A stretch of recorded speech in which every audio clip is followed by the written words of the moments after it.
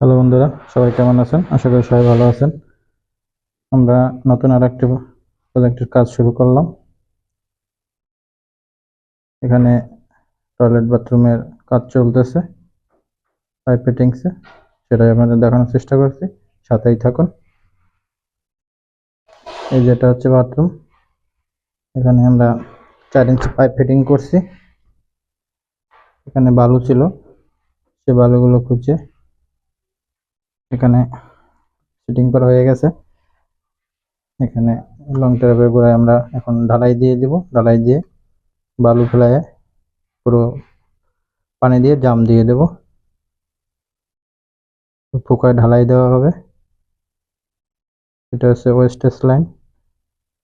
আর এটা দেখতে পাচ্ছেন, এটা হচ্ছে আপনার মলের লাইন। এখানে শুধু একটা লো কমোড হবে।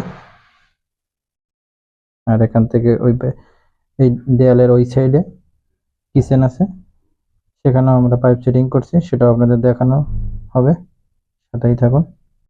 এই যে এটা হচ্ছে কিচেন। কিচেনে এখানে একটা সিঙ্ক হবে, আর ওইখানে একটা হাউস হবে।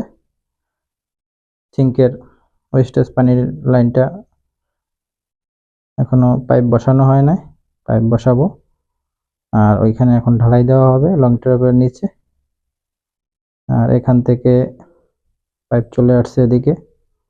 আর আমরা পুরোটাই এটা 4 ইঞ্চি পাইপ দিয়ে করছি, যেহেতু মাটির নিচে, ফ্লোরের নিচে থাকবে, কখনো জাম না হয়, সেজন্য। এখান থেকে আপনার 4 ইঞ্চি থেকে আমরা 3 ইঞ্চি করছি। 3 ইঞ্চি করছি কারণ এটা হচ্ছে আপনার, এখানে একটা বেসিং এর লাইন হবে। এই যে এখান থেকে এসে এইবার এখানে একটা বেসিং হবে। কাজটা কেমন হয়েছে কমেন্টে সবাই জানাবেন। ধন্যবাদ, সবাই ভালো থাকবেন।